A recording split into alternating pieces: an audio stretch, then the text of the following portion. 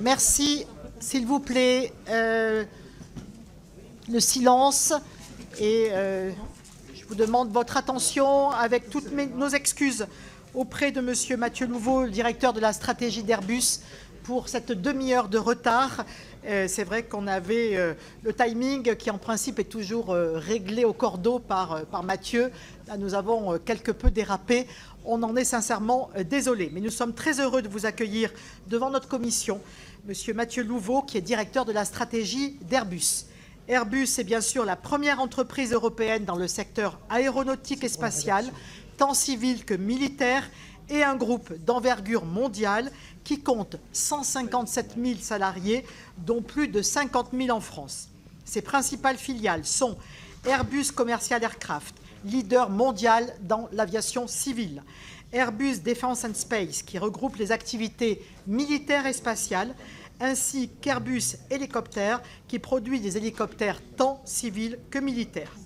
Le siège social opérationnel du groupe se trouve à Toulouse, ainsi que de nombreuses usines. Une délégation de notre commission avait eu d'ailleurs le plaisir d'effectuer une visite passionnante au mois de septembre dernier. Mais le groupe possède également de nombreux autres sites en France, comme ceux de Marignane, de Saint-Nazaire ou bien encore du Bourget. Il est également très présent dans les 3 autres États Airbus que sont l'Allemagne, avec en particulier le site de Hambourg, le Royaume-Uni et l'Espagne.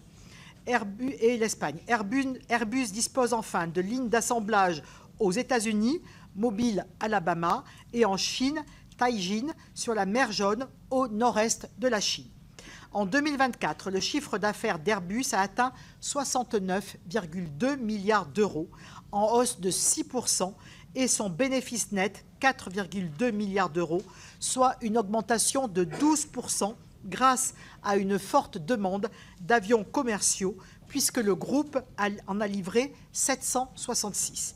Les commandes nettes en 2024 se sont élevées à 826 avions, si bien que le carnet de commandes atteignait 8 658 avions commerciaux à la fin du mois de décembre 2024. Airbus s'est fixé pour objectif de livrer 820 aéronefs en 2025, soit une hausse de 7%. Alors qu'Airbus avait drastiquement réduit son rythme de production au moment de la crise sanitaire, l'entreprise n'a eu de cesse de le faire remonter depuis, puisqu'elle vise 75 livraisons par mois de son avion phare, l'A320, en 2027, contre 50 en 2024. Pourriez-vous revenir pour nous en détail sur tous les obstacles à surmonter pour permettre cette montée en puissance? Nous savons qu'il vous a fallu notamment beaucoup œuvrer pour sécuriser vos approvisionnements, de nombreux sous-traitants aéronautiques ayant été durement affectés par la crise sanitaire, puis par la crise inflationniste. Nous lisons aussi que l'un de vos principaux défis est celui du recrutement et de la formation de vos personnels. Pourriez-vous nous éclairer sur ce sujet?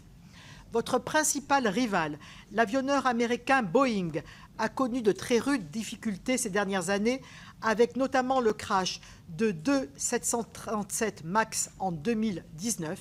En 2024, après un épisode de grève qui a paralysé la production de 2 usines cruciales pendant 50 jours, il a subi une perte nette de 11,82 milliards de dollars et n'est parvenu à livrer que 348 avions. En conséquence, l'an dernier, 2 tiers des avions qui ont été vendus dans le monde étaient ceux d'Airbus, alors que vous vous êtes longtemps partagé le marché à égalité. Comment percevez-vous les difficultés de Boeing? Quels défis spécifiques posent-elles à Airbus?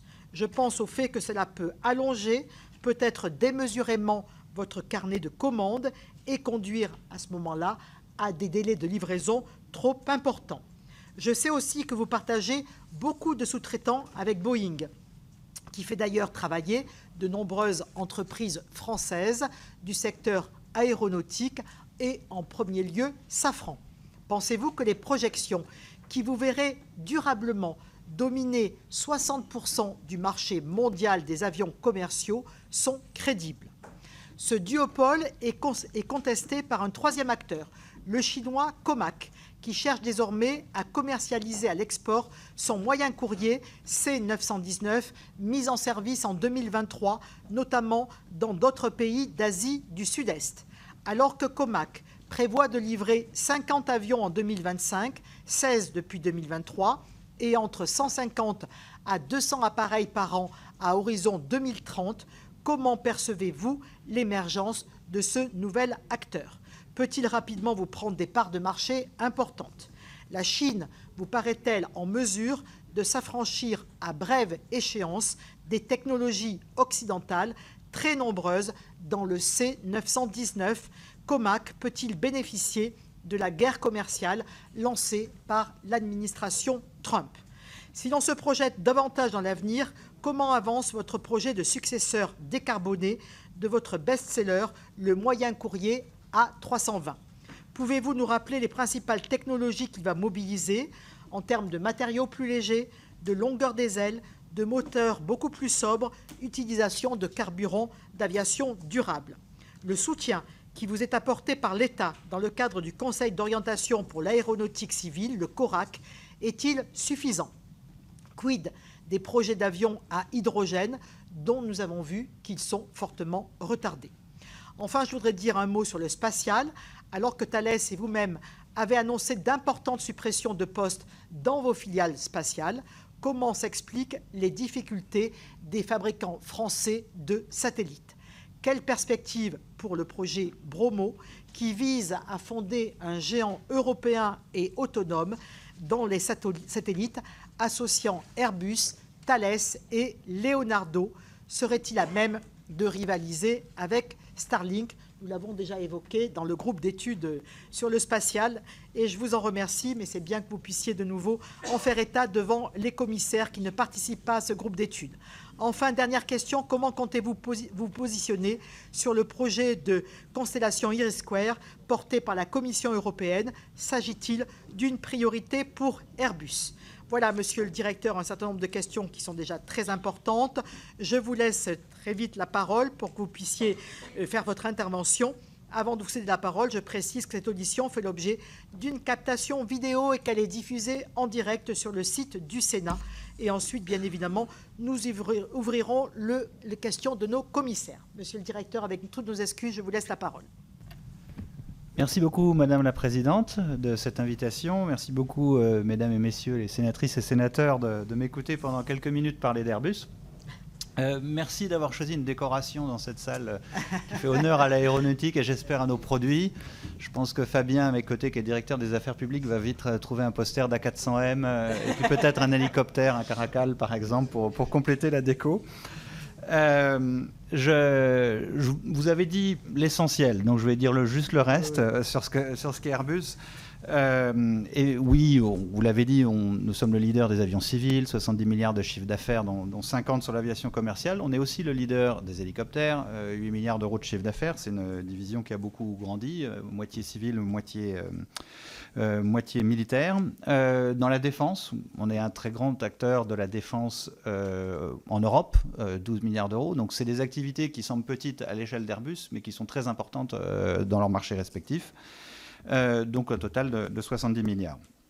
Je vais commencer par un élément clé qui fait évidemment l'ADN d'Airbus, c'est la capacité à faire des programmes européens et à unir l'Europe autour de grands programmes dont l'Europe a besoin. On peut sérieusement penser que si les principaux pays européens, si bien sûr l'Allemagne et la France, mais aussi la Grande-Bretagne et l'Espagne ne s'étaient pas unis pour faire Airbus il y a maintenant un peu plus de 50 ans, nous n'aurions sans doute pas d'autres avionneurs concurrents de Boeing et la plupart des avionneurs européens auraient disparu. C'est une dynamique qui va être à l'œuvre dans d'autres secteurs, j'y reviendrai, en particulier dans l'espace, c'est un exemple dont il faut s'inspirer. Lorsqu'on atteint une certaine échelle, et développer un nouvel avion aujourd'hui pour le futur avion, on parle d'ordre de grandeur de 20 à 30 milliards d'euros. La seule échelle pertinente pour peser à l'échelle mondiale et être capable de porter ces grands projets, c'est l'échelle européenne. Non seulement pour financer le développement, mais aussi pour avoir un marché qui permet de rentabiliser ce développement. Donc je ne reviens pas sur ce qu'on a fait sur l'avionique civile, je reviendrai sur les sujets de décarbonation et de montée en cadence. Deux mots sur la dynamique européenne dans deux domaines qui sont clés aujourd'hui. D'abord, les futurs avions de combat, avions de chasse, mais aussi tout le système qui va avec. Donc c'est le projet SCAF, le système de combat aérien du futur. C'est un projet absolument fondamental. Vous savez que c'est un projet porté à 3/3 par la France, l'Allemagne et l'Espagne, dans une configuration différente de celle de la génération de chasseurs de 4e génération existante, qui était partagée différemment entre une équipe Eurofighter dont fait partie Airbus et le Rafale, et puis en Suède le Gripen. Mais ce qu'on peut simplement observer, c'est que la division actuelle de l'Europe en 3 avions différents, quelle que soit leur qualité respective, a été en soi un problème. Les séries de production ont été bien moindres, donc les coûts individuels de chaque avion ont été supérieurs, et on aurait pu collectivement mettre plus de 100 milliards d'euros dans le développement. Au lieu de ça, on a divisé ce développement en plusieurs programmes concurrents, et on n'a peut-être pas fait l'avion qu'on aurait pu faire si on avait été tous ensemble. C'est sans doute une erreur qu'il faut éviter. En tous les cas, il faut absolument que l'équipe actuelle, le système de combat aérien du futur, persiste et signe et livre cet avion. Et on a vu récemment, dans des conflits, en particulier en Asie du Sud, à quel point il était urgent et nécessaire de préparer la prochaine génération d'avions de combat. C'est le projet dans lequel nous sommes engagés, avec Dassault, cette fois-ci, et nous voulons qu'il réussisse. L'autre sujet important, c'est le spatial. Vous l'avez mentionné, c'est l'occasion peut-être de répondre à votre question sur le projet Bromo. La logique est la même. La difficulté que connaît le marché du spatial aujourd'hui, c'est d'abord un changement technologique où les communications ne reposent plus uniquement sur des satellites géostationnaires lancés à plus de 36 000 km de la Terre, mais sur des constellations en orbite basse, entre 500 et 1000 km, on va dire, de la Terre, qui impose d'avoir beaucoup plus de satellites. Le satellite géostationnaire, comme son nom l'indique, reste toujours à la verticale du même point équatorial. À la différence de ces constellations, les satellites étant plus proches, et ils bougent en permanence, et donc pour couvrir une zone donnée avec une permanence, il en faut beaucoup. Donc il faut en lancer des milliers. C'est donc des opérations extrêmement coûteuses. Et aujourd'hui, des acteurs américains ont pu le faire parce qu'ils ont accès à un marché militaire et à un marché institutionnel 5 fois supérieur à celui de l'Europe. Dans le marché militaire, pour être plus précis, en 2023, les investissements militaires américains dans le spatial, c'était 45 milliards d'euros, 1,7 milliard en Europe, pour toute l'Europe. Donc on a un facteur gigantesque de l'ordre de 1 à 25. Donc évidemment, ça donne une capacité pour ces acteurs, non seulement à être des grands acteurs du militaire, mais aussi ça leur donne la surface d'être des grands acteurs du civil. Donc le minimum qu'on puisse faire en Europe, c'est de réduire cette fragmentation. Et c'est ça qu'est le projet Bromo, c'est de créer, grâce aux entreprises qui le portent, la capacité à porter des projets européens tels que ces grandes constellations. Et l'Europe va en avoir un besoin vital, en particulier dans le domaine militaire. L'Europe a besoin de communication militaire en orbite basse. L'Europe a besoin de capacités d'observation militaire résiliente en orbite basse aussi. Et résiliente, ça veut dire beaucoup de satellites, puisqu'il faut revenir en permanence sur un point donné. L'Europe va avoir besoin de capacités d'alerte avancée. L'Europe va avoir besoin de capacités d'observation de l'espace. Tous ces grands projets, le temps où chaque pays développait un projet concurrent est passé. La capacité qu'on doit avoir dans ces constellations d'orbite basse avec des milliers de satellites, on ne va pas avoir des milliers de satellites français, des milliers de satellites allemands et des milliers de satellites anglais. Il va falloir s'unifier. Et c'est ces projets que peut porter Bromo. C'est une discussion qui progresse. Je ne peux pas donner tous les détails, mais qui arrive à maturité. On est en discussion active avec nos partenaires et on espère prochainement déboucher. Comme vous l'avez vu, malheureusement, on a dû faire quelques restructurations. Thales aussi, je pense qu'elles se sont bien passées. Heureusement, sur le site de Toulouse, nous avons beaucoup d'autres activités que spatiales.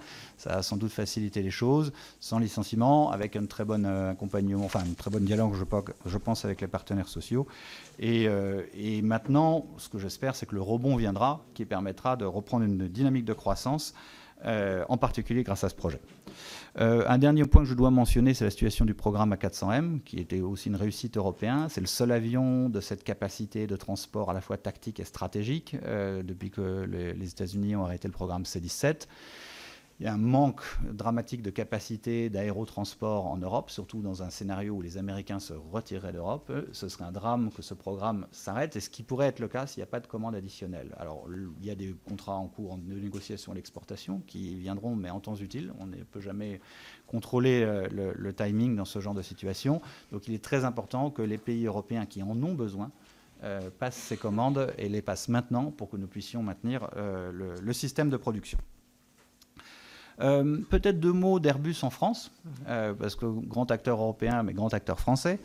56 000 salariés quand même en France, plus grand acteur industriel de la région Occitanie, mais aussi de la région Sud. Donc deux régions qui nous ont comme principal employeur. En Occitanie en particulier 33 000 personnes, donc, et ça c'est uniquement les salariés Airbus. Il y a évidemment une très large base de sous-traitantes, et cette sous-traitance absorbe 19 milliards d'euros d'achats annuels de la part d'Airbus à 3 500 fournisseurs français, dont 1000 ETI et 2500 PME. Donc Airbus draine une très grande partie du tissu industriel aéronautique français, bien sûr. On achète en gros 80% d'un avion. Donc ce que vous voyez dans Airbus n'est que la partie émergée de l'iceberg. La partie immergée, c'est tout ce que nous achetons à nos fournisseurs, qui est considérable. Et nous sommes le premier contributeur à la balance commerciale française, 29 milliards d'excédent commercial en 2024. Vous comprendrez qu'on perçoive comme un paradoxe que la France soit le pays sans doute dont l'économie dans le monde dépend le plus de l'aéronautique, je pense en termes de spécialisation relative, et qu'il soit aussi l'un des pays du monde où l'aviation bashing a le plus prospéré. C'est une contradiction, notre pays n'en est pas exempt. Donc, en termes d'innovation, pour terminer, 3,3 milliards d'autofinancement, 40% de R&D en France. Et lorsque nous investissons pour réconcilier peut-être les deux sujets, une très grande partie de notre R&D, la majeure partie, et vous l'avez mentionné, Madame la Présidente, consiste à développer des avions beaucoup moins gourmands en carburant, décarbonés dans la mesure où ils utiliseraient du carburant d'aviation durable, et en tous les cas beaucoup moins carbonés en termes de consommation ou même en termes de traînée. Donc ce sont des sujets de R&D très actifs dans lesquels nous investissons plus de 3 milliards par an. Alors, la montée en cadence, vous l'avez mentionné, c'est un sujet clé pour nous. Pour donner les ordres de grandeur, on vise à livrer un peu plus de 800 avions cette année. On va dépasser le seuil des 900 l'an prochain et le seuil des 1000 l'année suivante. Donc on est vraiment sur une accélération très forte pour atteindre des niveaux de production jamais connus. Aujourd'hui, on revient à peu près au niveau qu'on connaissait avant le Covid. Maintenant, on arrive dans les années où on va dépasser les niveaux connus avant le Covid. C'est une dynamique qui est énormément portée par les monocouloirs, mais le marché s'active aussi maintenant fortement sur les longs courriers. Et donc, on doit aussi faire face à une très forte accélération de la cadence des longs courriers. En gros, un doublement d'ici 2028. Donc, je dirais que les principales difficultés, ça a été évidemment les fournisseurs. Ils ont énormément souffert pendant le Covid. Je crois qu'il y a des dispositifs de soutien public qui les ont quand même aidés. Ça aurait pu être pire. Et ça a peut-être été pire aux États-Unis, qui a un peu eu des dispositifs différents. Néanmoins, c'est quand même très compliqué de baisser à très proche de zéro puis de remonter à des cadences maximales. Beaucoup de fournisseurs ont souffert financièrement. Donc, il y a eu des véhicules d'investissement dans lesquels Airbus a co-investi avec d'autres acteurs de la filière, notamment Safran, et avec des acteurs publics ou privés comme les banques, le Crédit Agricole en particulier, et des acteurs donc publics comme la BPI. Je pense que ça a aidé à recapitaliser, à remettre en position compétitive un certain nombre de fournisseurs. Cela dit, ce n'est pas suffisant. Une entreprise, elle doit être capitalisée, mais elle doit être aussi profitable. Il y a des efforts chez ces fournisseurs de restructuration, de remise à plat de l'outil industriel qui sont indispensables. Cela dit, on progresse et la situation cette année, je dirais, est meilleure. Le sujet peut-être le plus difficile, ce sont les moteurs qui ont leur propre chaîne d'approvisionnement très complexe. On arrive à progresser cette année, mais il va falloir continuer à renforcer cette chaîne de fournisseurs, à la soutenir et à la rendre capable d'innover pour être plus résiliente dans la durée. J'y reviendrai. Donc la situation de cette montée en cadence va nous amener à augmenter nos activités, peut-être en particulier dans les longs courriers. Et c'est peut-être l'occasion de mentionner les contraintes, et vous m'avez invité à mentionner les contraintes qui pourraient nous freiner dans ce domaine. On a clairement un poids fiscal en France qui n'encourage pas l'investissement. Je pense que beaucoup de gens se posent des questions sur la désindustrialisation de la France. Ouais. La réponse est extrêmement simple. La France est le pays qui taxe le plus la production dans l'OCDE, donc la France est le pays qui se désindustrialise le plus. Il n'y a pas besoin d'aller chercher beaucoup plus loin la réponse.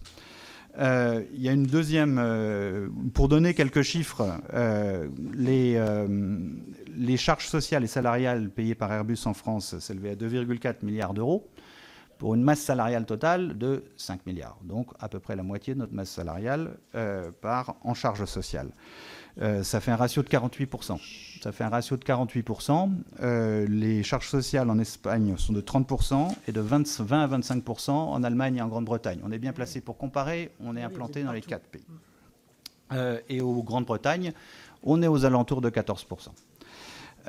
Donc le poids de la fiscalité, je ne mentionne pas aussi la surtaxe d'impôt sur les sociétés, est un premier facteur clairement difficile. Le deuxième, c'est la surréglementation et en particulier la difficulté d'ouvrir de nouvelles capacités. Lorsque on voit venir, et on a la chance d'être une industrie qui voit venir les hausses de capacité peut-être de plus loin que d'autres industries. Mais lorsqu'on voit venir les besoins du marché, qu'on veut construire une nouvelle usine, on va passer plusieurs années à purger les permis et à avoir les procédures d'autorisation. Et ça, c'est un facteur, pour le coup, qui n'a aucun coût budgétaire, mais qui pourrait être amélioré. C'est-à-dire que la France est l'un des pays qui encadre le moins ses recours, qui les laisse courir sur des délais considérables, et ça crée une incertitude qui paralyse l'investissement. Donc, si la France veut des usines, il faut régler ce problème.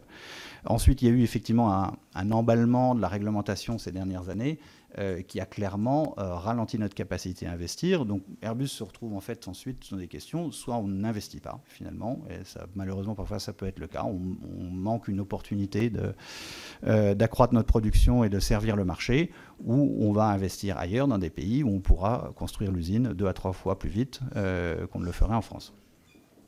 Donc le sujet, ces freins sont réels, ils sont vécus. On les vit d'une manière comparable à d'autres pays européens. On reste quand même majoritairement implanté en Europe, même si on a quelques implantations hors d'Europe. Et donc, la comparaison est très facile à faire. En matière de recrutement, je pense que c'est difficile. Je pense d'abord qu'il faut que l'industrie prenne ses responsabilités. Nous, ce qu'on veut faire, on a des lycées Airbus. À un moment donné, c'est aussi notre rôle de former et d'amener les jeunes vers nos métiers. Il faut bien sûr qu'il y ait une attractivité de ces métiers. Les gens ignorent en général à quel point les métiers de compagnons, les métiers industriels sont rémunérateurs par rapport à beaucoup de métiers de service en France. C'est malheureusement trop ignoré, donc il y a un sujet d'attractivité. Il y a bien sûr un sujet d'attractivité des filières techniques, notamment pour les filles, mais pas uniquement, et à la fois des filières techniques au niveau ingénieur, scientifique, on va dire, et des filières techniques à un niveau technicien. On a besoin de gens qui ont besoin d'une certaine qualification, même bien sûr dans des fonctions de production, parce qu'on a une réglementation et des contraintes importantes qui imposent cette formation. On peut donner une grande partie de cette formation, mais il faut que l'attractivité de l'industrie et des carrières scientifiques continue à être renforcée. Je dirais quand même qu'on est arrivé à recruter. On a dû déployer des moyens nouveaux pour y arriver, et on a passé sans doute notre pic de recrutement, puisqu'on recrute avant de livrer les avions. Enfin, il faut recruter les salariés environ 2 ans, 18 mois, 2 ans avant de livrer les avions, pour qu'ils soient là et formés au moment de les produire. Dernier point, même si c'est plutôt un problème de climat qu'un problème direct pour Airbus, c'est plutôt un problème pour nos clients en compagnie, c'est sûr que le climat d'aviation bashing, désolé de l'anglicisme, qui a régné, n'aide pas à l'attractivité du secteur. Donc le fait de blâmer d'une manière considérable, peut-être symbolique, le secteur aérien comme le principal coupable du dérèglement climatique n'aide pas. Alors c'est l'occasion d'en dire 2 mots. On est parfaitement conscient de ce que représentent les émissions de l'aviation, environ 2% des émissions de CO2 mondiales. Bon, soit dit en passant, les data centers et le numérique commencent à nous dépasser. Donc, bon, il faut se poser la question, quand on fait une requête sur ChatGPT, de savoir combien il en faut pour représenter un vol Paris-Marseille. Néanmoins, nous travaillons à décarboner. Nous savons que nous allons devoir décarboner. La décarbonation, il y a eu un excellent rapport que je viens de recevoir il y a 2 minutes du Sénat sur le sujet, donc je ne vais pas vous apprendre grand-chose, mais la décarbonation, elle repose très largement, on va dire sur un gros tiers, sur l'amélioration de la performance des avions. C'est non seulement les nouveaux avions aujourd'hui qui remplacent des avions d'ancienne génération qui émettaient 30% de plus, mais c'est aussi la prochaine génération d'avions, donc le futur programme qui remplacera un jour la famille A320, qui va importer un nombre considérable de nouvelles technologies dans la structure pour l'alléger, dans les ailes pour les allonger et les rendre capables, étant allongés, de gérer des situations compliquées, des turbulences. Donc ça va demander beaucoup de technologies pour garder toute la sécurité de l'avion tout en allongeant considérablement les ailes et en rangeant l'avion dans les aéroports, ce qui veut dire qu'il va falloir peut-être les replier. Aussi bien sûr sur les moteurs, et là il y a plusieurs pistes en améliorant les moteurs tels que vous les connaissez aujourd'hui, c'est-à-dire carénés, ou des solutions plus ambitieuses non carénées, dites open fan en anglais, qui permettront d'avoir un taux de dilution très supérieur dans les moteurs et donc d'avoir une très forte réduction de la consommation spécifique du moteur. Donc il y a énormément d'innovations technologiques chez nous et chez les motoristes, et ces innovations, elles doivent être aussi chez les fournisseurs. Une très grande part de l'innovation doit venir des fournisseurs, et c'est là que vous avez mentionné le CORAC. Oui. Nous avons besoin du CORAC. On a une alerte cette année qui a été heureusement résolue, une petite baisse, je pense, qui est gérable par la filière. Je voudrais remercier tous les gens qui sont intervenus pour nous aider, le gouvernement, d'avoir limité la baisse dans ce domaine. On a besoin de cette innovation pour mettre nos fournisseurs en capacité de venir sur ce futur avion. Parce que nous n'aurons pas le choix, nous sommes en concurrence mondiale, nous n'aurons pas le choix que de prendre les meilleurs. Et bien sûr, j'aimerais que nous prenions des fournisseurs français, je dois dire aussi que les fournisseurs allemands, espagnols et anglais, mais nous ne les prendrons que s'ils sont bons et s'ils sont innovants. Et pour être innovants, ils ont besoin du CORAC pour développer les technologies et être au meilleur niveau au moment où nous allons les choisir, qui viendra dans quelques années. Donc le CORAC est fondamental, mais je dirais encore plus sans doute pour la filière que pour Airbus en soi. Voilà, donc j'espère avoir couvert une grande partie de vos questions. Les Chinois, peut-être, je veux dire un mot, et Boeing. Et Boeing, oui.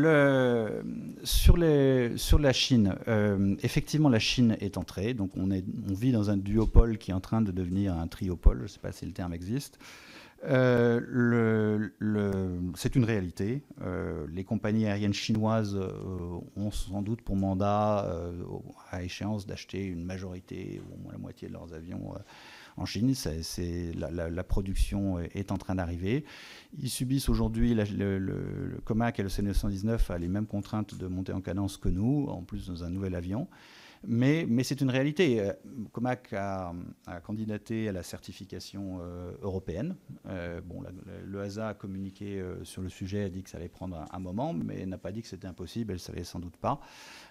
Donc à un moment donné, ils risquent d'avoir ce label de reconnaissance qui leur permettra sans doute d'exporter plus aisément. Donc c'est une concurrence qui vient, et c'est la raison pour laquelle il est fondamental d'innover. C'est-à-dire qu'il va falloir garder cette longueur d'avance que nous avons, je pense, encore, pour innover plus vite que la Chine et éviter de se retrouver dans une situation comme celle de l'automobile aujourd'hui, où malheureusement un virage n'a pas été pris. C'est pour ça d'ailleurs qu'il faut investir dans l'avion décarboné, parce que ce sera l'une des manières de se différencier, mais aussi dans toutes les technologies d'avions connectés et qui amélioreront la performance de manière à garder cette longueur d'avance que nous avons aujourd'hui. Et il faut sans doute envisager qu'après un monocouloir, la Chine développera un long courrier. Ils l'ont annoncé, ils sont en train d'y travailler.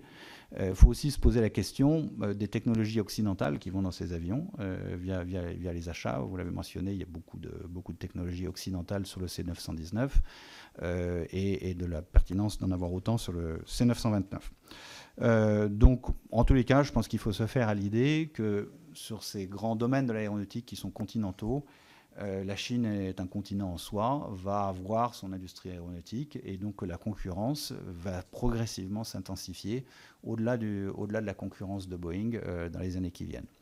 Quant à Boeing, enfin, Boeing n'a pas disparu. Boeing travaille à régler ses problèmes industriels, à augmenter sa production. Ils sont en train de l'augmenter. Donc c'est vrai qu'ils ont énormément souffert ces dernières années, mais ils ont le soutien du gouvernement américain. On l'a vu avec le choix du futur avion de chasse de l'US Air Force, le F-47, qui a été accordé à Boeing, ce qui va soutenir dans la durée toute leur branche défense. Ils garderont toujours le soutien du gouvernement américain, donc ils auront toujours le temps et la possibilité de revenir, et l'hypothèse raisonnable à faire, c'est qu'ils le feront. Donc il faut que nous soyons compétitifs. Nous sommes en concurrence, nous l'avons toujours été, et il faut à la fois se battre sur l'innovation, mais aussi sur les coûts et la compétitivité, à la fois par nos efforts internes, mais peut-être aussi par un système fiscal qui nous aide à rester compétitifs. Voilà. Je ne commenterai pas la situation des tarifs et des droits de douane. Elle change tous les jours, c'est très compliqué. Le message simple que nous donnons, et je dois dire que je crois qu'il est partagé, c'est un sujet sur lequel que nous partageons totalement avec à la fois nos concurrents et nos fournisseurs transatlantiques, c'est de revenir à l'accord de 79 qui prévoyait l'absence de droits de douane dans le domaine aéronautique. C'est ce qui a permis de développer des avions très compétitifs et à l'industrie mondiale de se développer. Et c'est sans doute la bonne solution qu'il faut réaffirmer dans la durée. Je crois que l'Europe est tout à fait unie autour de cette position. Évidemment, le gouvernement américain, un peu moins. Mais voilà, si je commence à commenter les droits de douane, nous n'en sortirons pas. Voilà, donc en conclusion, merci beaucoup de m'avoir écouté. Je suis ravi d'avoir pu laisser un peu de temps pour prendre des questions et je serai ravi d'y répondre. Merci à vous de m'avoir entendu aujourd'hui. Merci beaucoup, monsieur le directeur, de cette intervention. Donc, nous allons passer aux questions et nous commençons avec Yannick Jadot. Merci, Madame la Présidente. Merci, monsieur le directeur. Bon, vous nous avez provoqué un peu. Pourquoi pas? Non, mais pourquoi pas? Je veux dire, sur un secteur, Airbus est devenu souvent un nom commun, en fait, sur l'ambition qu'on veut pour l'Europe. Parce que c'est des coopérations extrêmement fortes, parce qu'à un moment donné, on a essayé de faire la même chose avec Arcelor, et on voit que l'échec d'Arcelor, c'est aussi aujourd'hui les difficultés de nos sites en matière sidérurgique. Et pour m'être battu pendant 15 ans sur le fait d'avoir une vraie politique industrielle européenne et non pas 27 ou 28 souverainismes industriels, je trouve que Airbus est un magnifique succès. Et c'est un succès aussi qu'il doit à la commande publique, qui doit à une politique industrielle, qui doit à des financements publics. Vous avez commencé votre intervention en disant que les Américains mettent 45 milliards sur le militaire et les constellations, à quel point l'Europe n'est pas à la hauteur de cet enjeu, et on voit les conséquences que ça peut avoir rien qu'en Ukraine, à nos frontières. C'est important, mais ça veut dire qu'à un moment donné, il faut aussi de l'argent public. Donc il faut aussi lever l'impôt. Et il faut aussi qu'effectivement, on ait les capacités d'investissement. Nous n'avons pas la possibilité, comme les États-Unis, d'avoir des déficits publics abyssaux. Donc, et puis, vous avez mentionné la question des États-Unis. Alors, je ne vais pas relancer la question puisque vous y avez répondu, mais juste pour comprendre si vous avez déjà, finalement, fait évoluer vos stratégies d'investissement entre les sites européens et les sites américains. C'est une réponse qui, au fond, anticipe aussi des changements dans les relations commerciales avec les États-Unis, puisque c'est l'objectif de Trump. Donc, est-ce que vous avez déjà pris des décisions en matière d'investissement, notamment sur vos sites américains? Et puis, pour finir sur ce que vous avez appelé l'avion bashing.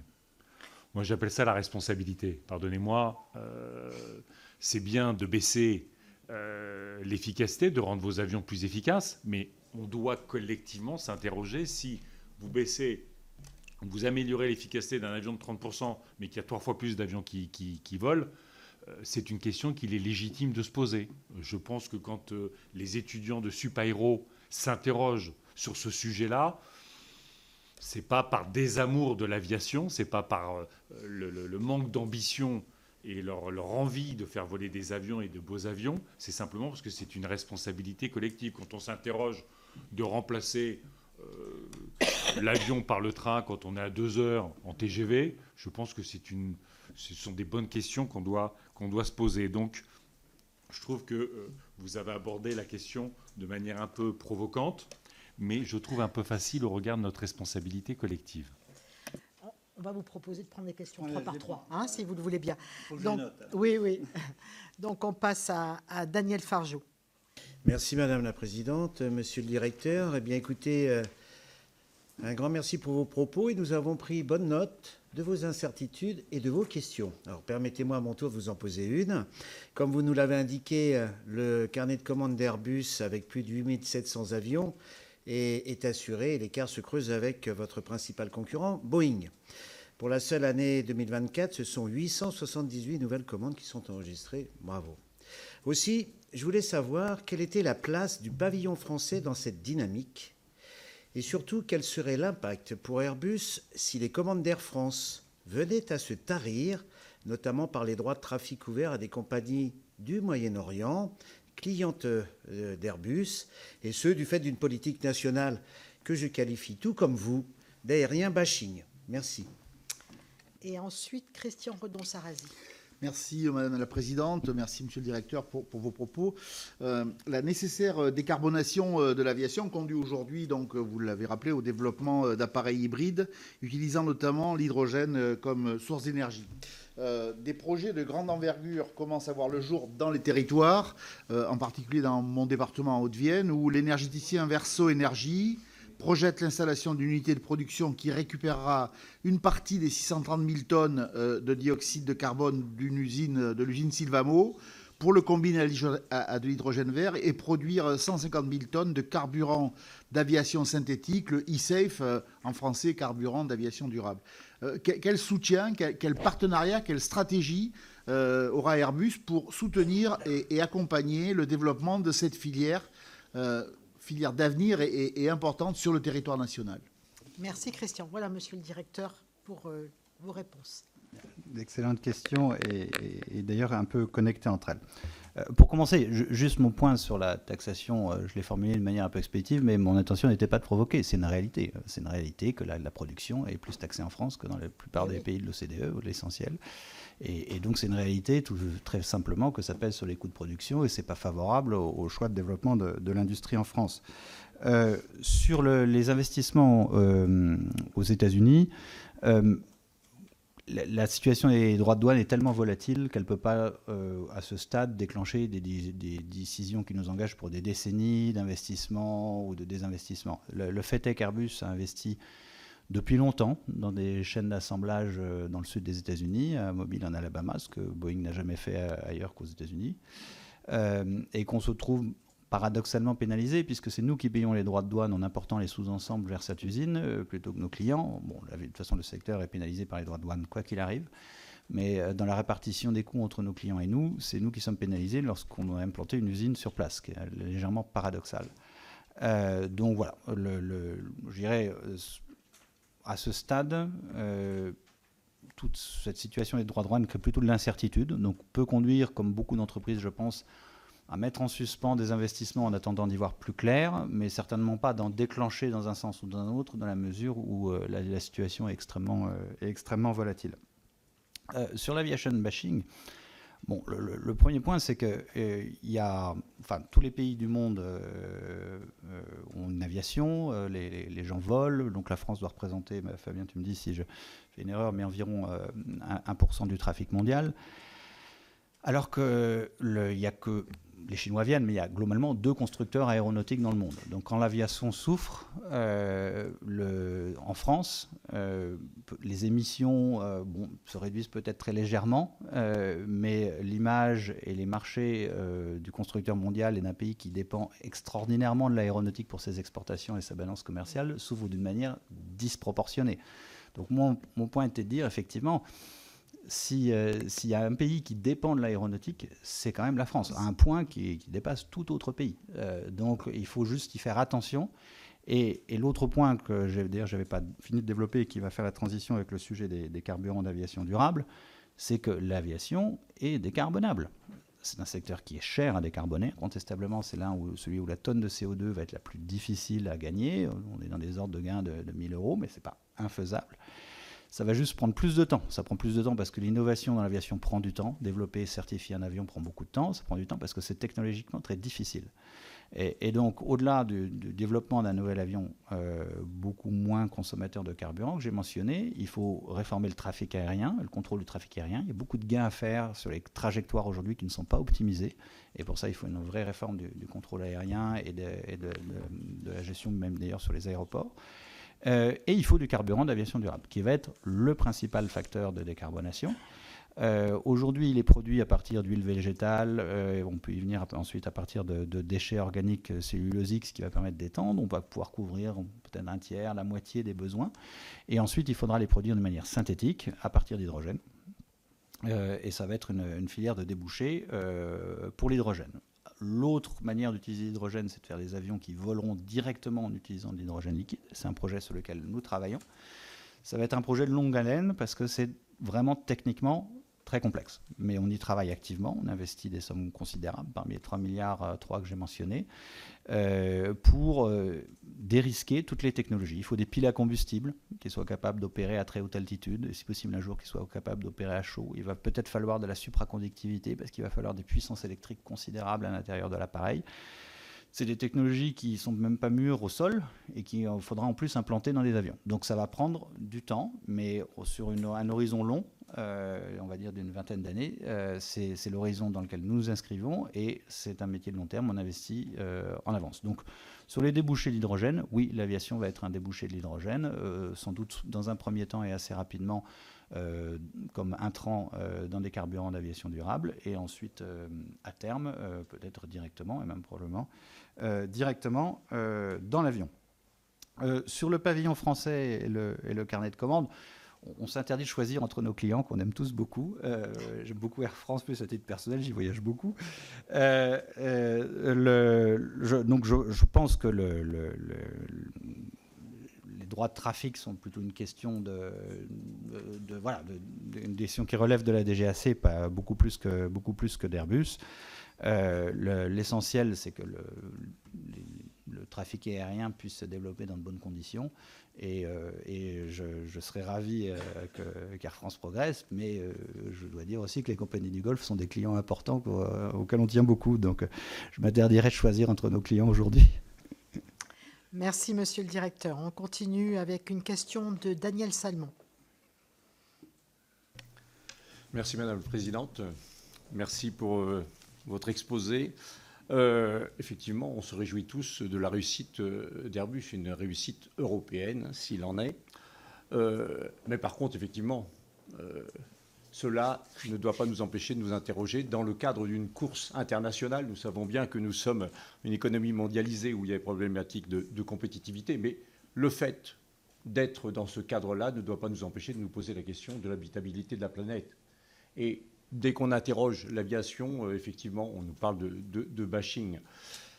Eh bien, moi, je vais vous poser une question sur le verdissement, le lavage vert, on va dire également. C'est-à-dire qu'il y a un moment, il y a aussi des échelles à avoir. Si on regarde un long courrier qui va de Paris à New York, il lui faut à peu près 50 hectares de colza pour... S'il était à 100% biomasse, il lui faudrait 50 hectares. Si on multiplie par le nombre de courriers qui le font dans l'année, on arrive à 5 millions d'hectares. On en a 27 millions en France. Et je ne parle que rien que pour aller à New York. Donc, il y a un moment, il y a une question d'échelle. On peut parler de verdir, mais ça semble quand même assez difficile. Il va falloir faire des choix dans l'avenir. Ensuite... Les avions, vous le savez pertinemment, les avions sont conçus pour voler pendant au moins une vingtaine d'années. Donc, les avions qui sortent aujourd'hui voleront encore dans 20 ans. On sait qu'on a déjà dépassé les 1,5 degrés aujourd'hui. On se doit d'avoir un questionnement. Ça me semble complètement légitime. Ça ne veut pas dire qu'il faut sacrifier notre industrie de l'aéronautique, qui est vraiment quelque chose de très très important. Mais vous voyez bien qu'on est là sur un vrai questionnement fondamental vers où on va. Parce qu'il suffit de regarder, aujourd'hui, le réchauffement climatique, il n'est pas derrière nous, il est devant nous. Donc voilà une vraie question qu'on a. Nous, effectivement, en tant qu'écologistes, ce n'est pas contre l'avion qu'on se bat, mais les émissions, elles sont là. Donc il faut les regarder en face. Et je pense qu'on doit tous le faire ensemble. Merci. Merci. Donc, c'est plus un questionnement en tant que tel. Marie-Lise Housseau. Merci, Madame la Présidente. Donc, moi, je suis sénatrice du Tarn, donc particulièrement concernée par tout ce qui touche Airbus. C'est quand même un des gros employeurs d'Occitanie. c'est aussi une entreprise très attractive dont nous sommes très fiers en fait. Et aussi quand en décembre vous avez annoncé le plan de restructuration face donc aux pertes que vous aviez en face de Starlink, c'est vrai que ça a fait la une de tous les journaux. Alors je vois que vous réagissez très rapidement avec le projet Bromo, et que vous allez donc faire une union entre Airbus, Thales et Leonardo pour contrer SpaceX. Mais ce qui m'interroge, c'est que le plan de restructuration est confié à Goldman Sachs et à Bank of America, bon, qui sont hyper compétents certainement, mais qui sont américains. Et donc, dans la guerre industrielle où nous sommes, est-ce que vous ne pensez pas, enfin, que pensez-vous qu'il puisse se passer avec la position hyper stratégique qu'occupe Elon Musk dans le gouvernement américain? Fabien Gay. Fabien. Non. Non, mais comme on se voit tous les 15 jours maintenant. Avec plaisir. Voilà. Merci Madame la Présidente. Messieurs, bon, merci pour vos propos. Bon, à la suite de l'interpellation de notre collègue Yannick Jadot, moi je pense qu'il est toujours important d'avoir un débat avec les chefs d'entreprise. On a souvent ce débat là. Y a-t-il trop de commissions d'enquête? Faut-il des débats? Ils ne sont pas habitués à faire de la politique. Bon, vous venez de faire un exercice extrêmement politique. D'ailleurs, comme beaucoup d'autres. Patrick Pouyanné, lui, qu'il faut la retraite à 67 ans. Vous expliquez, comme tous les autres, que les prélèvements obligatoires étranglent les entreprises. Patrick Martin, lui, il intervient à peu près sur tout et n'importe quoi. Oh. Non, mais... Non, je dis, il prend la parole sur tous les sujets. Voilà. Donc, moi, je pense que c'est bien et qu'on ait ce débat avec vous. Et pour qu'on ait un débat éclairé, il faut parler des prélèvements obligatoires, mais il faut parler des aides publiques.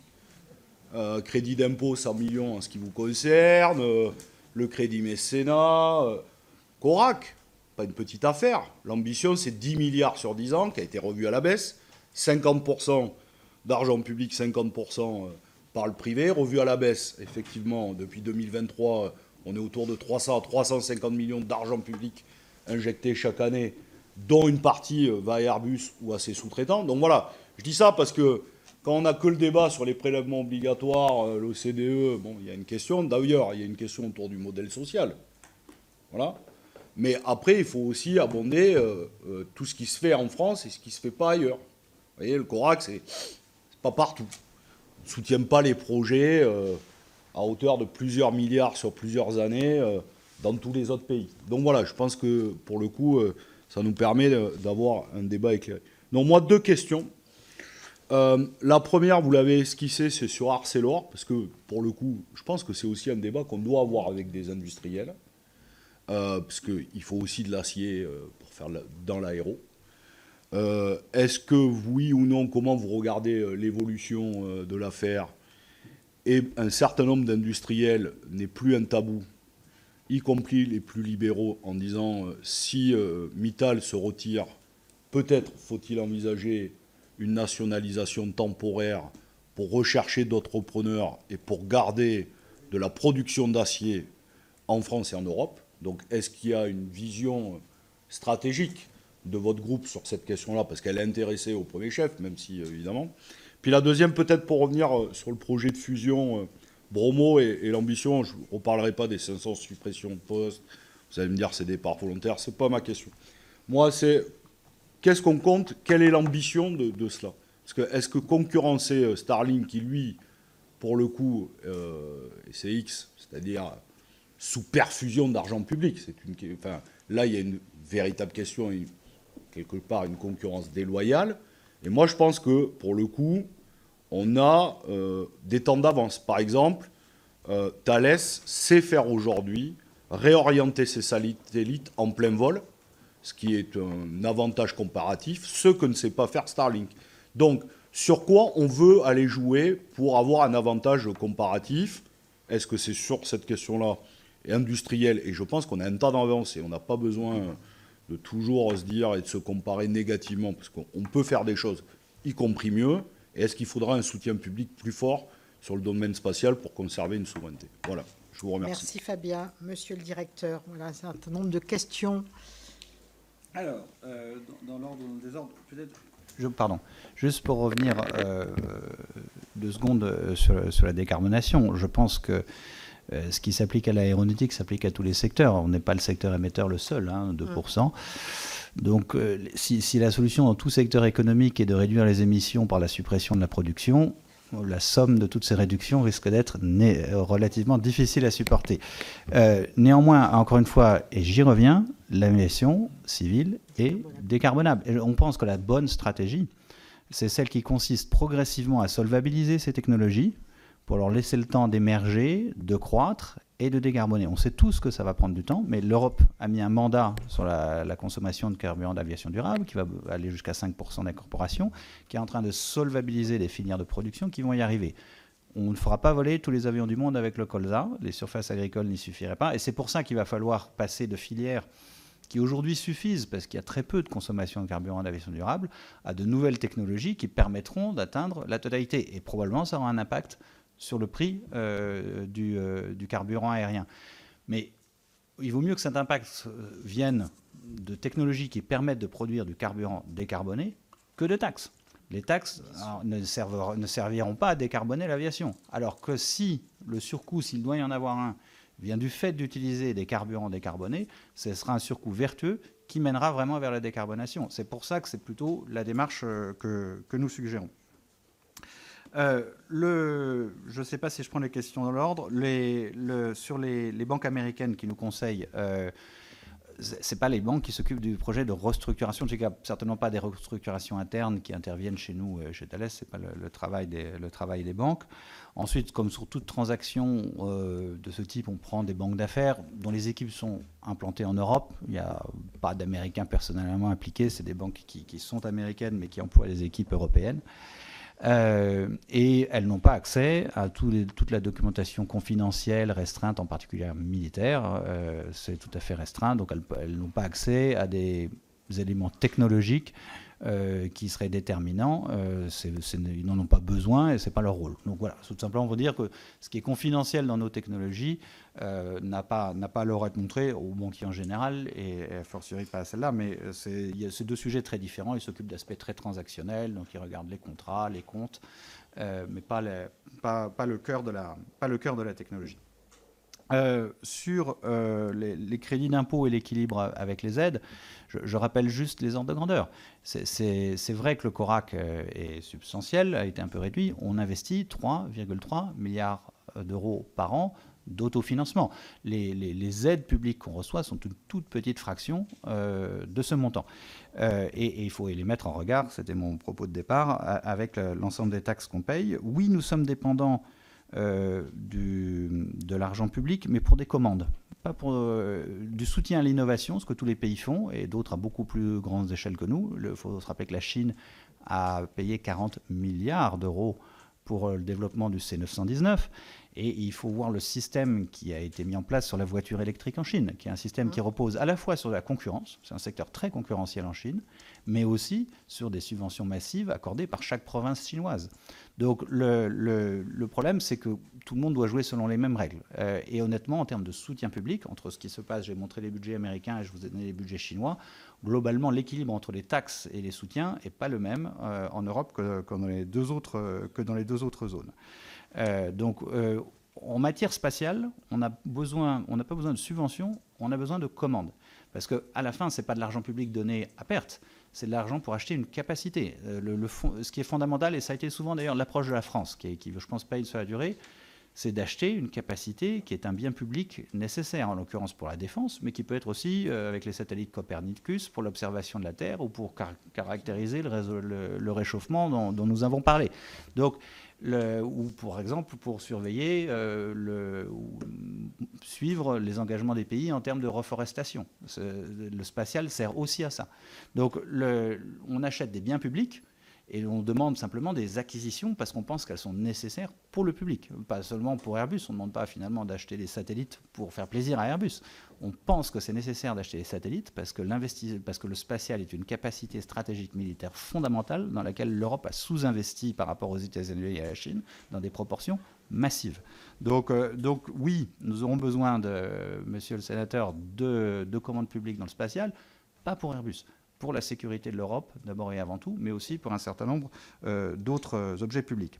Enfin, sur les métaux, vous avez cité Arcelor, il n'y a pas énormément d'acier dans un avion, il y en a, des aciers spéciaux en particulier, tout à fait. Et d'ailleurs, on a co-investi avec Safran dans Aubert et Duval pour préserver cette capacité stratégique de production de métaux extrêmement clés pour nos avions.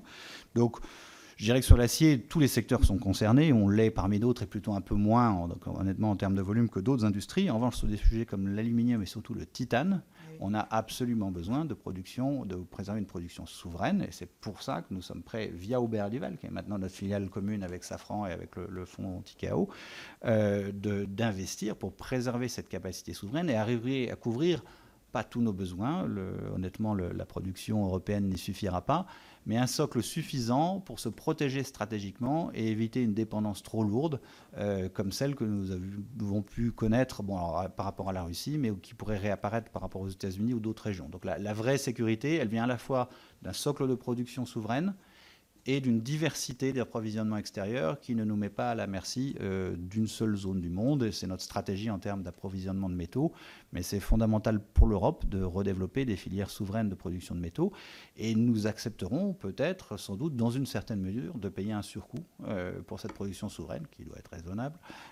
Mais on sait qu'on ne pourra peut-être pas l'avoir exactement au même prix que les approvisionnements extérieurs. C'est le prix de la souveraineté. On sait qu'il existe, faut qu'il demeure aussi contenu que possible. Et ça dépend de l'environnement global de production dont on a parlé tout à l'heure. Merci beaucoup, monsieur le directeur. Il reste... Non, ça est répondu sur... Oui. Il reste 2 questions avec Daniel Gremillet et ensuite Anne-Catherine Loisier, s'il n'y a pas d'autres. Pardon. Oui, merci Madame la Présidente, monsieur le directeur. Trois questions. La première, je voulais prolonger ce qu'a dit notre collègue Christian tout à l'heure sur l'hydrogène et notamment un sujet Verso Énergie. On a l'impression quand même que la France et l'Europe prennent du retard alors que la partie hydrogène est en train de se jouer à travers le monde. On assiste à une contraction des objectifs de l'ambition hydrogène en France. J'ai encore hier soir échangé avec la filière hydrogène. Je voudrais bien avoir votre sentiment parce que c'est un élément majeur de notre indépendance future énergétique, et y compris pour notre aviation. Ça, c'est le premier point. Deuxième point, on a eu la chance ces dernières semaines, au sein de la Commission des affaires économiques du Sénat, d'auditionner beaucoup d'entreprises comme la vôtre. Et beaucoup nous ont sensibilisés sur l'enjeu énergétique. Et ce que pouvait... Alors, au-delà du dossier, j'ai bien compris que dans l'aviation, il y a de moins en moins de dossiers Arcelor, mais malgré tout, l'énergie est nécessaire à la production industrielle. Je voulais avoir votre sentiment, pour vous qui êtes tellement à l'international aujourd'hui, du positionnement et de la chance, parce que ça a été une chance, le coût de l'énergie peu cher en France pendant des décennies. Comment voyez-vous ces perspectives en termes de... Est-ce qu'on est bien ou quels sont les handicaps? Et dernière question, il y a eu un effet d'annonce assez important de l'Union européenne sur la défense, sur l'armement, qui a laissé planer beaucoup d'espoir et de volonté de dire enfin les États de l'Union européenne vont s'entendre pour acheter européen.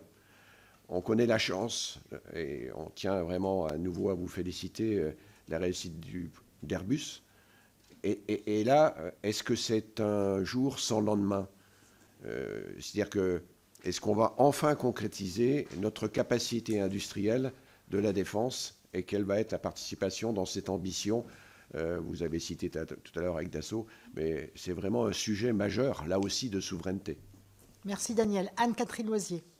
Madame la Présidente, messieurs, aussi pour rebondir sur le sujet hydrogène, donc je crois que vous avez décalé vos engagements sur aviation zéro émission au-delà de 2040. Donc en fait, moi la question que je me pose, c'est est-ce que cette stratégie est tenable financièrement? Parce qu'en fait, à ma connaissance aussi, Boeing et les Américains ne se soucient pas du tout de ce sujet.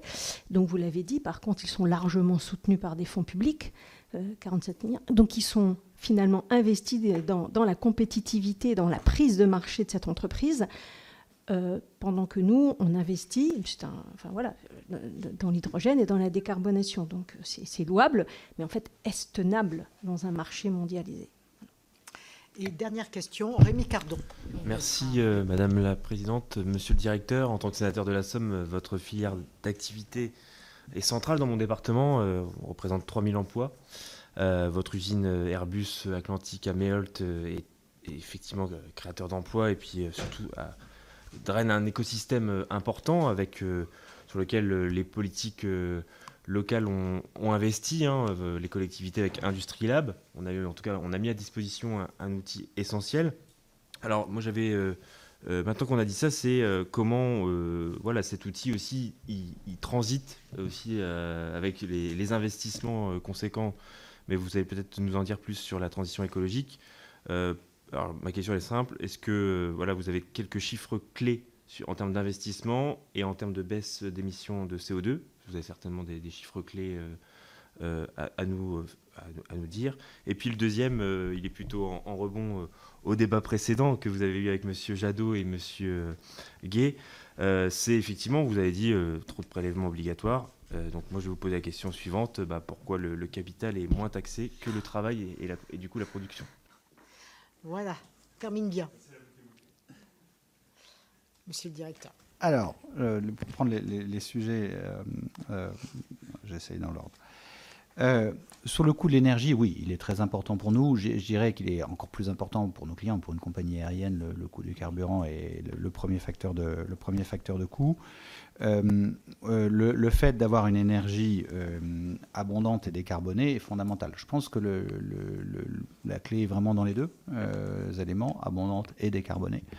On parlait de carburant d'aviation durable et du fait que tout le colza du monde n'y suffira pas, c'est sûr. Et donc, pour produire des carburants de synthèse, des e-fuels, à un moment donné, il va falloir avoir une grande quantité d'énergie décarbonée. Et donc, il va falloir effectivement des capacités de production électrique qui sont très supérieures à celles qu'on connaît aujourd'hui et sans carbone. Évidemment, sinon, ça trahit l'objet du carburant d'aviation durable.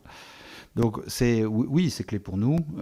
Donc, tout ce qui peut être fait en termes de politique énergétique pour appuyer sur ces deux aspects fondamentaux. Et on a besoin d'une visibilité de long terme, je crois, comme tous les acteurs industriels, pour planifier nos investissements et nos choix. C'est quand même important de pouvoir savoir, sur une période de 10 ans, combien va coûter l'énergie et d'être protégé des fluctuations de court terme. Sur le réarmement de l'Europe, je pense que la tendance consistant à acheter européen est durable. Il y a une étape majeure qui a été franchie ces dernières semaines, avec d'ailleurs une action remarquable de la diplomatie française sur ce sujet, pour sécuriser le fait que l'Europe donne la préférence à des achats européens. Juste pour donner quelques chiffres simples, l'Europe investit dans la défense 30% sur les 10 dernières années, 30% de ce qu'investissaient les Américains. En termes d'équipement, comme l'Europe investit proportionnellement moins dans les équipements, c'est seulement 20% de ce qu'investissaient les Américains.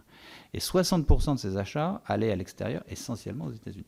Ça veut dire que l'Europe investissait dans les fabricants de défense européens 8% de ce que les Américains ont investi dans les fabricants américains. Et pour couronner le tout, sur un ensemble de biens principaux, enfin de matériel de défense, on trouve 6 fois plus de programmes, 178 en Europe, contre 33 aux États-Unis. Ce qui veut dire qu'on est en gros, on met sur un programme moyen 70 fois moins que sur un programme américain. Donc, dans ces conditions, comment avoir une industrie efficace, comment être compétitif, comment arriver à suivre les besoins de soutien à l'Ukraine. Donc, le fait d'acheter européen est l'une des réponses clés. Et je pense que c'est une tendance durable, parce que l'Europe a compris qu'il y avait un prix à sa dépendance aux États-Unis, qu'il pouvait y avoir des divergences entre ses priorités géopolitiques et celles des États-Unis, et qu'il n'était pas raisonnable de dépendre pour sa défense tous les 4 ans des électeurs de Wisconsin. Donc je pense effectivement que ce pli-là est durable. Ça, c'est pour le choix d'orientation des achats. Pour les volumes d'acquisition, Là, on bute sur des problématiques budgétaires qui sont assez différentes selon les pays. Je ne vais pas vous l'apprendre au Sénat, elles sont considérables en France. En revanche, en Allemagne, qui est un pays qui est peu endetté, qui n'a pas de déficit et qui a une vraie volonté politique d'investir, l'Allemagne va beaucoup investir dans les années qui viennent. Donc effectivement, ça aura sans doute un impact aussi sur la localisation de la production dans une certaine mesure. Donc c'est un élément qu'il faut prendre en compte. Les pays européens qui en ont la capacité financière vont investir, c'est certain. Ceux où on peut se poser la question, c'est ceux qui sont effectivement avec des taux d'endettement aujourd'hui importants. L'hydrogène, je pense que l'ensemble de la filière, c'est une réalité qu'il y a eu un décalage sur l'hydrogène des échéances. L'ensemble de la filière a réalisé que ça allait être plus long d'atteindre les volumes de production nécessaires. Je pense pour des raisons techniques, pour des raisons financières. Ça fait partie des éléments qui nous ont conduits aussi, ça a été peut-être un élément principal, à constater qu'on n'aurait de toute façon pas un écosystème qui permettra une aviation à l'hydrogène dans des échéances trop rapprochées. Donc il ne faut pas relâcher, je pense, la perspective. La Chine va sans doute, un des risques, c'est que ce qui est passé sur les batteries puisse se passer là-bas sur l'hydrogène. Il faut pouvoir le produire décarboné. Hein, sinon ça n'a pas de sens. Donc il faut persister. Et donc on a des actions d'accompagnement, de développement de l'écosystème. On n'a pas vocation en tant qu'Airbus à devenir nous-mêmes producteurs d'hydrogène. En revanche, sur le carburant d'aviation durable, sur le SAF, qui va utiliser sans doute de l'hydrogène vert à un moment donné, on a une politique d'investissement ciblée sur des projets qui font émerger des nouvelles technologies, justement de nouvelles filières de production pour sortir des huiles hydrogénées, qui est la filière principale aujourd'hui. Et donc on investit de l'argent d'Airbus pour progresser dans ce domaine. Sur les chiffrages d'efforts de réduction, sur notre périmètre 1 et 2, scope 1 et 2, donc les émissions d'Airbus et de sa chaîne de sous-traitance, je ne parle pas de celle de nos clients dont on a beaucoup parlé, on a nos objectifs qui sont suivis, chiffrés et certifiés maintenant, sont de réduire de 63% nos émissions de CO2 en production sur 2030 par rapport à 2015. Donc une réduction qui est quand même considérable. C'est sûr que quand on fait la somme du scope 1, 2, 3 chez Airbus, le scope 3 c'est 98%. Donc l'essentiel c'est ce qu'émettent bien sûr les avions une fois qu'on les a livrés. Néanmoins sur notre périmètre, on est une entreprise essentielle, on fait une réduction très considérable qui demande pas mal d'efforts et qui bénéficie du fait d'avoir une électricité décarbonée en France, ce dont on se félicite honnêtement tous les jours. Donc voilà, on a une politique assez déterminée dans ce domaine et je dirais que en termes de communication, Boeing ne parle pas beaucoup de l'hydrogène, mais d'une manière générale, en termes d'engagement pour le développement durable et la décarbonation de l'aviation, je dirais qu'on les entend un tout petit peu moins qu'Airbus. Donc je pense aussi que c'est un choix qu'Airbus a fait, c'est un choix sociétal, c'est un choix parce qu'on pense qu'il n'est d'avenir durable de l'aviation que décarboné. Simplement, il faut lui donner les échéances nécessaires et la durée nécessaire pour arriver à faire une révolution industrielle qui est quand même considérable. Merci beaucoup, monsieur le directeur, pour ces échanges qui ont été passionnants. Encore toutes nos excuses pour ce retard, mais on a tenu le timing pour que vous puissiez ne pas être de nouveau en retard sur le reste de votre emploi du temps. Je rappelle à nos collègues qui ne se sont pas encore inscrits que nous allons donc, par une délégation de la Commission des affaires économiques, au Salon du Bourget, le jeudi 19 juin, et que nous aurons la chance et le plaisir d'être accueillis sur le stand d'Airbus et donc de prolonger peut-être nos échanges. Merci et bonne journée à toutes et à tous. Je rappelle également l'audition avec le ministre de l'Économie et des Finances, Éric Lombard, à 16h30 ici même. Donc voilà, merci, à tout à l'heure. Merci beaucoup. Merci.